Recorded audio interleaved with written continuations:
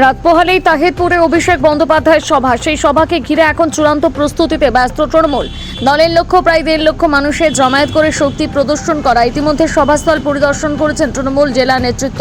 প্রস্তুতি খতিয়ে দেখে প্রয়োজনীয় নির্দেশ দেওয়া হয়েছে। তৃণমূল সূত্রে জানা গিয়েছে, কর্মী সমর্থকদের সভাস্থলে পৌঁছে দিতে প্রায় 1200টি বাস ভাড়া করা হয়েছে। পাশাপাশি ছোট ম্যাটাডোর এবং অটো টোটো মিলিয়ে মোট যানবাহনের সংখ্যা 3000-এর বেশি হবে। মূলত দক্ষিণ নদিয়া জেলা থেকে বিপুল সংখ্যক কর্মী সমর্থক সভায় যোগ দেবেন বলে দাবি শাসক দলের। তবে আশপাশের ব্লক এবং এলাকা থেকে উল্লেখযোগ্য সংখ্যক মানুষ উপস্থিত থাকবেন। দক্ষিণ নদিয়ার অধিকাংশ এলাকায় রেল যোগাযোগ থাকায় বহু মানুষ ট্রেন পথে তাহিরপুরে পৌঁছবেন। স্টেশন থেকে সভাস্থলে যাতায়াতের জন্য বিশেষভাবে টোটো এবং অটো পরিষেবার ব্যবস্থা রাখা হয়েছে। যানজট এড়াতে এবং শৃঙ্খলা বজায় রাখতে স্বেচ্ছাসেবকদের দায়িত্ব দেওয়া হয়েছে। দক্ষিণ নদিয়ার বিজেপির শক্ত ঘাঁটি ভাঙতেই সভাকে বিশেষ গুরুত্ব দিচ্ছে তৃণমূল। মাঠ পরিদর্শনে আসে নদিয়া দক্ষিণ রানাঘাট সাংগঠনিক জেলা সভাপতি দেবাশিস গাঙ্গুলি। উপস্থিত ছিলেন নদিয়া জেলা পরিষদের সভাধিপতি তারান্নুম সুলতানা মীর, প্রাক্তন বিধায়ক সমীর কুমার পোদ্দার। এছাড়া উপস্থিত ছিলেন বর্ণালীতে তাপস ঘোষ, শুভঙ্কর মুখার্জি, ছাত্রনেতা আকাশ দাস সহ তৃণমূলের একাধিক নেতাকর্মীরা।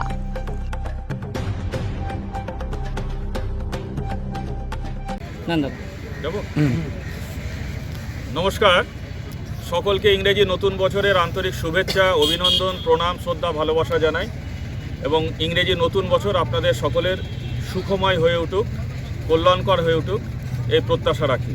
এবং সাথে সাথে ইংরেজি নতুন বছরে আমাদের অত্যন্ত বড় প্রাপ্তি, সর্বভারতীয় তৃণমূল কংগ্রেসের সাধারণ সম্পাদক, সাংসদ, জননেতা অভিষেক ব্যানার্জি মহাশয় আমাদের সাংগঠনিক জেলায় তাহিরপুর এই মাঠে, নেতাজি পার্ক ময়দান মাঠে ঐতিহাসিক জনসভা করতে আসছেন। আগামী 9ই জানুয়ারি শুক্রবার দুপুর 12:30টায় আনুষ্ঠানিকভাবে সভা শুরু হবে।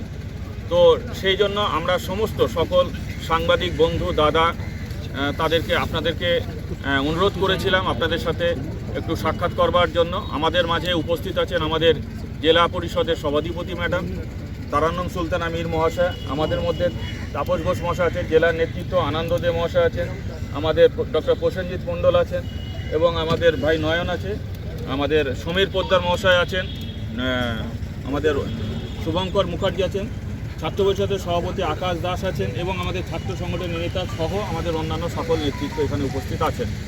তো সকলেই আমাদের কর্মসূচির মধ্যে রয়েছে। যেহেতু এই জনসভার সমর্থনে আজকেও আমাদের প্রতিটি জায়গায় শহরে এবং ব্লকের আঞ্চলিক পর্যায়ে পথসভা হচ্ছে, সেই কারণে প্রত্যেক নেতৃত্বই স্ব এলাকায় কর্মসূচিতে ব্যস্ত রয়েছেন এবং এখান থেকেও যারা নেতৃত্ব এখানে উপস্থিত আছেন তারাও পথসভায় চলে যাবে। তো আপনাদেরকে আমরা এই কারণে আহ্বান করেছি এই গোটা কর্মসূচি আপনাদের মাধ্যমে তুলে ধরবার জন্য। এবং এখানে ঐতিহাসিক জনসভা হবে, আক্ষরিক অর্থে ঐতিহাসিক, যে লক্ষাধিক প্রায় 1.5-2 লক্ষ মানুষের সমাবেশ ঘটবে এই মাঠে এবং গোটা মাঠের চৌহদ্দি, তার বাইরে গোটা তাহিরপুর এলাকা জুড়ে আমাদের সহকর্মী, বন্ধু, আমাদের সহনাগরিক, আমাদের সমর্থকবৃন্দ, তাদের শুভ পদার্পণে এই মাঠ মুখরিত হবে আগামী 9ই জানুয়ারি শুক্রবার তাহিরপুর নেতাজি পার্ক ময়দান।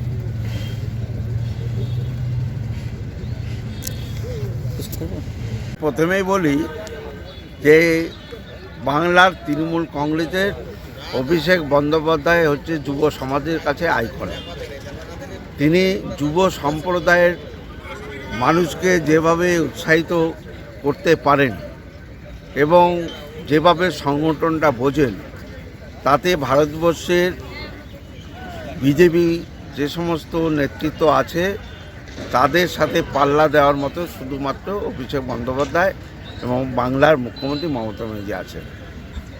গত 20 তারিখে এই মাঠে নরেন্দ্র মোদী আসার কথা ছিল, কিন্তু কুয়াশার অজুহাত দেখিয়ে তিনি এই মাঠে আসেননি, কারণ তার হেলিকপ্টার এসে ঘুরে গেছে।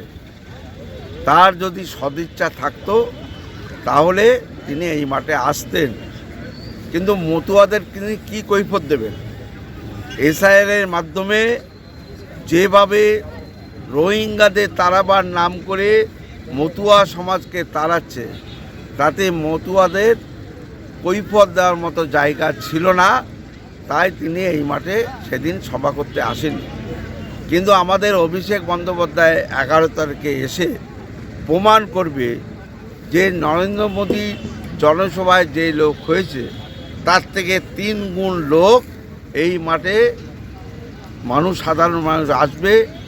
অভিষেক বন্দ্যোপাধ্যায়ের উপর সকলের ভরসা আছে। সেই ভরসার বাণী বা তার বক্তব্যের মধ্যে দিয়ে সবাই উদ্দীপিত হবে এবং আমরা নদিয়া জেলায় যে 17টা আসন আছে সেই 17টা আসন আমরা নদিয়ার তৃণমূল কংগ্রেস অভিষেককে তুলে দেবো, উপহার দেব। নাম পরিচয়?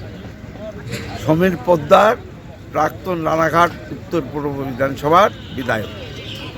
আর নেতার নাম অভিষেক ব্যানার্জি। আপনারা তো তৃণমূলে নবজোয়ার দেখেছেন, কত ঝড়, কালবৈশাখী ঝড়, বৃষ্টি, শিলাবৃষ্টি, তার মধ্যেও উত্তরবঙ্গ থেকে দক্ষিণবঙ্গ, আলিপুরদুয়ার, কোচবিহার থেকে তিনি শুরু করে দিনাজপুর, মালদা, বীরভূম, নদিয়া হয়ে গোটা 24 পরগনা, হুগলি সমস্ত জায়গায় গিয়েছেন। প্রবল ঝড়। আমাদের এখানে দিনটা ছিল 9 জুন, সেদিনকে যে ভয়ানক ঝড় বৃষ্টি হয়েছিল আপনারা খেয়াল করলে মনে করতে পারবেন। সেই সমস্তকে উপেক্ষা করে জননেতা কিন্তু রাস্তায় ছিলেন। চারিদিকে গাছের পর গাছ পড়ে গেছে, ওভারগেট পড়ে গেছিল, কিন্তু আমাদের জননেতার আশা কেউ থামিয়ে রাখতে পারেনি, প্রকৃতিও থামিয়ে রাখতে পারেনি। সব কিছুকে জয় করেন জননেতা অভিষেক ব্যানার্জি। যাই পরিস্থিতি হোক, অভিষেক ব্যানার্জি আসছেন। দাদা, এই তাহিরপুরের এই মাঠটাকেই কেন পছন্দ করা হলো আপনাদের? বিজেপি এখানে সভা করেছিল বলেই, নাকি রাজ্যের মধ্যে একমাত্র বামেদের পৌর বোর্ড রয়েছে বলে? দুটোর কোনোটাই নয়। তার কারণ হচ্ছে বিজেপিকে আমরা কাউন্টেই আনি না। আর ও তো একেবারে শূন্য থেকে মহাশূন্যে যাওয়ার পথে। তার কারণ ওরা গোটা ভোট ব্যাংকটাকে বিজেপিকে ঢেলে সাজিয়ে দিয়েছে। তাহলে ওদের নিয়ে কথা বলে লাভ নেই। আমরা এই মাঠটা কেন করলাম? আমাদের জননেতা অভিষেক ব্যানার্জির কথা শোনার জন্য, তার নির্দেশ পাওয়ার জন্য গোটা সাংগঠনিক জেলায় 84 নম্বর বিধানসভা সিট ও নবদ্বীপ থেকে 93 নম্বর হরিণঘাটা বিধানসভা সিট পর্যন্ত 2537টা বুথের কর্মীদের যে প্রবল আগ্রহ ছিল, সেই আগ্রহকে, তাদের যে প্রত্যাশা, সেই প্রত্যাশাকে সম্মান জানানোর জন্য এর থেকে বড় মাঠ আমাদের সাংগঠনিক জেলায় নেই। সেই কারণেই এটা বাঁচা হয়েছে। এখানেও কি অভিষেক বন্দ্যোপাধ্যায়ের সাথে কোনো ভূতকে হাঁটতে দেখা যাবে? এটা ক্রমশ প্রকাশ্য। কি কর্মসূচি থাকে না থাকে সেটা আমাদের কাছেও সবটা নেই। যখন হবে তখন আপনারা নিশ্চয়ই জানতে পারবেন। আপনাদের নিয়েই সব কিছু হবে। আজকে দেখা গেল যারা এসআইআর মারা গেছেন, অভিষেক বন্দ্যোপাধ্যায় তাদের তৃণমূল কংগ্রেস, আগেই বললাম। আর এই কারণেই তো জননেতা অভিষেক ব্যানার্জি। অভিষেক ব্যানার্জি নামের আগে জননেতা এই কারণেই বলি, মমতা ব্যানার্জির নামের আগে জননেত্রী এই কারণেই বলি।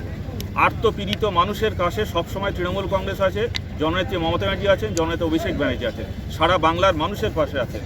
এটা নতুন করে কোনো দৃষ্টান্ত না, এটা একটা স্বাভাবিক প্রক্রিয়া বলতে পারেন। স্বাভাবিক দলের বা তার নিজের ব্যক্তিগত একটা বহিঃপ্রকাশ ইচ্ছা যে প্রত্যেকটি মানুষের পাশে থাকার, সময় থাকলে প্রত্যেক মানুষের পাশেই তার থাকার দৃষ্টান্ত তৈরি হতো। কিন্তু নানা কর্মসূচি থাকে, কিন্তু যখন সময় পাবেন যে কোনো আত্মপীড়িত মানুষের পাশেই তিনি আছেন। এবং তার কারণেই তো দেখুন সেবাশ্রয় এত জনপ্রিয় হয়েছে বলেই তো সেবাশ্রয় 2 করতে হচ্ছে। এবং সেবাশ্রয় 2 শুধু নয়, সারা বাংলায় কিন্তু অনুসরণ হচ্ছে।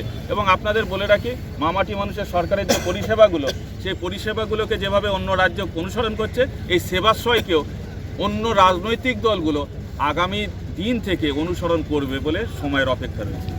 অভিষেকের সভাতে কি মতুয়াদের জন্য কোনো বার্তা থাকতে পারে বলে মনে করছেন? বার্তা? মতুয়াদের জন্য কি বার্তা? জননেতা অভিষেক ব্যানার্জি ভারতবর্ষের রাজনীতিতে একটি উজ্জ্বল দৃষ্টান্ত। তার মতো বিচক্ষণ এবং তার মতো বুদ্ধিদীপ্ত ভাষণ আমরা খুঁজে পাই না। মাথার উপরে আছেন মমতা ব্যানার্জি। তার ভাষণ আপনারা শুনবেন, বক্তব্য শুনবেন, সব কিছু জেনে যাবেন। আর আমাদের দিদি আছে।